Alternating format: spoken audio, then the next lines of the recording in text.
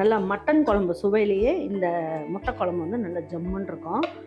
நல்ல சப்பாத்திக்கு, சாதத்துக்கு எல்லாமே நல்லாயிருக்கும். இது இட்லி தோசைக்கு வச்சு சாப்பிட்லாம். இது ஆப்பம் எல்லாத்துக்குமே ரொம்ப அட்டகாசமாக இருக்கும். வாங்க எப்படி செய்யலாம் அப்படிங்கிறத வீடியோக்குள்ளே போய் பார்க்கலாம்.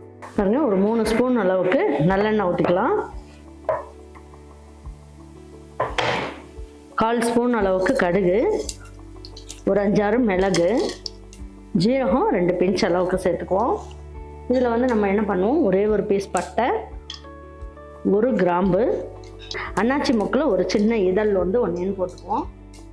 இதில் கல்பாசி 1 போட்டுக்குவோம். இதை நல்லா பொரியட்டும். பொரிஞ்சதுக்கப்புறம் நம்ம வந்து என்ன பண்ணுவோம், கொஞ்சமாக கருவேப்பிலை ஒரு இனுக்கு சேர்த்துக்கலாம்.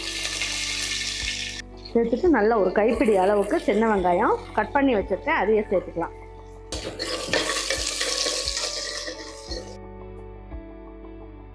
பாருங்க, வெங்காயம் நல்லா பொரிஞ்சதுக்கப்புறம் 4 பல்லு பூண்டு,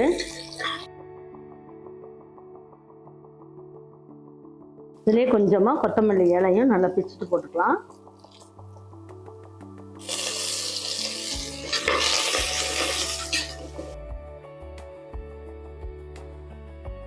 இதில் 4 தக்காளி வந்து கட் பண்ணி வச்சுருக்கேன். இந்த 4 தக்காளியும் இதில் சேர்த்துக்கலாம்.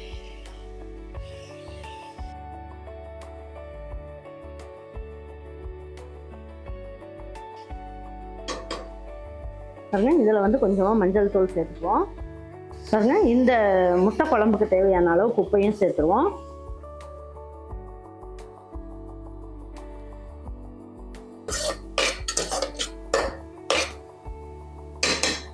பாருங்க, இது நல்லா வதங்கிக்கிட்டு இருக்கட்டும். அதுக்குள்ளே நம்ம என்ன பண்ணலாம், இதுக்கு ஒரு மசாலா ரெடி பண்ணணும். பாருங்க, 1 இன்ச் அளவுக்கு இஞ்சி. முட்டை குழம்பு அப்படின்னும் போது பூண்டு கொஞ்சம் கூடுதலாக போட்டுக்கோங்க, நல்லாயிருக்கும். ஒரு 5 பல்லு பூண்டு, கசகசா 1 ஸ்பூன் அளவுக்கு சேர்த்துக்கலாம். முந்திரி பருப்பு ஒரு 8லேருந்து 10 முந்திரி பருப்பு போட்டுக்கோங்க, நல்ல ஒரு டேஸ்ட்டு கிடைக்கும். இதுலேயே வந்து ஒரு அரை கை அளவுக்கு சின்ன வெங்காயம் சேர்த்துக்குங்க. 2 இனுக்கு அளவுக்கு கருவேப்பிலை, கொத்தமல்லி இலையும் கொஞ்சமாக சேர்த்துக்கலாம். இதுலேயே நம்ம வந்து என்ன பண்ணுவோம், ஒரு அரை மூடி அளவுக்கு தேங்காய் துருவல், நம்ம வந்து அரை ஸ்பூன் அளவுக்கு சோம்பு மட்டும் சேர்த்துக்கலாம். இதை வந்து நம்ம வந்து என்ன பண்ணலாம், பல்ஸில் போட்டு நல்லா நைஸாக தண்ணி ஊற்றி நல்லா நைஸாக அரைச்சிட்டு வந்துடலாம். தக்காளியை நல்லா 4 தக்காளியை வதக்கிட்டு இருக்கோம் இல்லையா, இதில் ஒரு தக்காளி அளவுக்கு எடுத்து இதிலேயே சேர்த்துக்குங்க. அப்படி செய்யும் போது இன்னும் குழம்பு வந்து நல்லா கூடுதல் டேஸ்ட் கிடைக்கும், நீத்து போகாமல் இருக்கும் குழம்பு. இப்போ இதை பல்ஸில் போட்டு நல்லா நைஸாக அரைச்சிட்டு வந்துடலாம். பாருங்க, இப்போ நம்ம மீதி இருக்க இந்த தக்காளியை நல்லா இந்த அளவுக்கு எண்ணெய் பிரிஞ்சு வர அளவுக்கு நல்லா வதக்கியாச்சு. இப்போ வந்து நம்ம என்ன பண்ணலாம் அப்படின்னு பார்த்தீங்கன்னா, ஒரு முட்டையை இந்த தக்காளியிலேயே நம்ம வந்து உடச்சி ஊற்றிக்கணும்.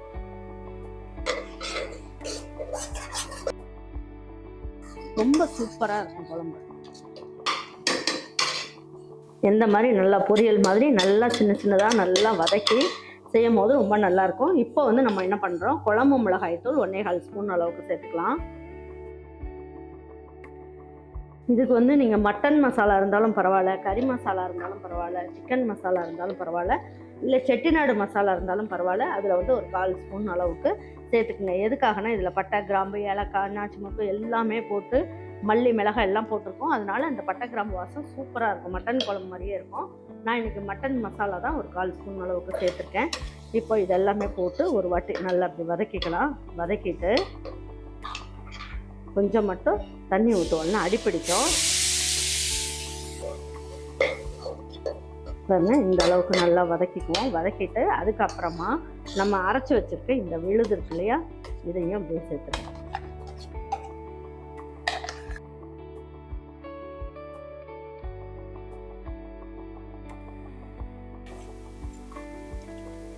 பாருங்க, இதில் ஒரு 10 முட்டை நம்ம வந்து உரிச்சு வச்சுருக்கோம். இதையும் போட்டு நல்லா இதிலேயே போட்டு நல்லா வதக்கிக்கலாம்.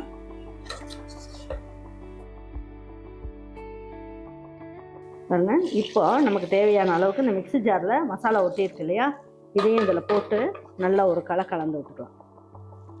பாருங்க, இந்த அளவுக்கு தண்ணி ஊற்றியாச்சு. இன்னும் தேவையான அளவுக்கு தண்ணி ஊற்றிடலாம். இந்த அளவுக்கு இருந்தால் போதும்.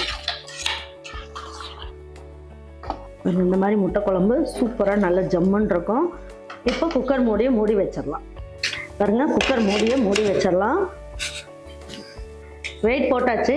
ஹை ஃப்ளேமில் வச்சு 2 விசில் வரட்டும். வந்ததுக்கப்புறம் 2 நிமிஷம் ஸ்லோ ஃப்ளேமில் வச்சுட்டு எப்படி இருக்குன்றதை பார்க்கலாம். பாருங்க, இன்றைக்கி வந்து குக்கர்லேயே ஒரு சூப்பரான முட்டை குழம்பு தான் வச்சுருக்கோம். ரொம்ப நல்ல டேஸ்ட் வந்து வேறு லெவலில் இருக்கும். பாருங்கள், பார்க்கும் போதே எப்படி இருக்குன்ட்டு.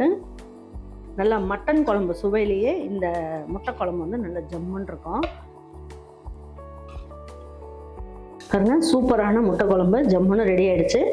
இது வந்து நீங்கள் பணியாரத்துக்கு வச்சு சாப்பிட்லாம், ஆப்பத்துக்கு வச்சு சாப்பிட்லாம், இட்லி தோசைக்கு வச்சு சாப்பிட்லாம், சப்பாத்திக்கு வச்சு சாப்பிட்லாம், பூரிக்கு வச்சு சாப்பிட்லாம். ரொம்ப நல்ல டேஸ்ட் வந்து வேறு லெவலில் இருக்கும். கண்டிப்பாக இந்த மாதிரி ஒரு முட்டை குழம்பை நீங்களும் உங்கள் வீட்டில் நான் சொன்ன மாதிரி ட்ரை பண்ணுங்கள். ட்ரை பண்ணி பார்த்துட்டு உங்களுக்கு பிடிச்சிருந்ததுன்னா லைக் பண்ணுங்கள், ஷேர் பண்ணுங்கள், சப்ஸ்கிரைப் பண்ணுங்கள், மறந்துடாமல் கமெண்ட்ஸ் பண்ணுங்கள். தேங்க்யூ ஃபார் வாட்சிங் ஈரோடு அம்மாச்சி சமையல். தேங்க்யூ.